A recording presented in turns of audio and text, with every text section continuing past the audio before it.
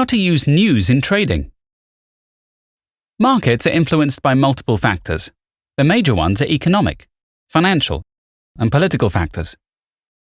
News can change a market situation in a moment. If the news is positive, currency rates or stock prices usually go up. If the news is negative, they go down. So, which news should a trader follow?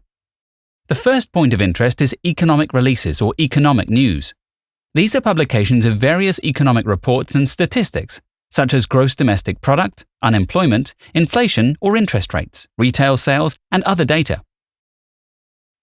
Financial news, represented by financial reports from companies, largely affect stock prices. If financial figures are better than the forecast, a company's share price usually goes up. If a company's financial figures are worse than the forecast, its shares decrease in value. A country's health is affected by political events.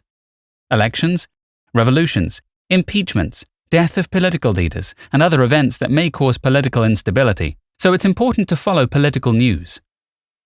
Some unexpected events, such as terrorist attacks or natural disasters, like earthquakes, tsunamis, or droughts, influence markets too.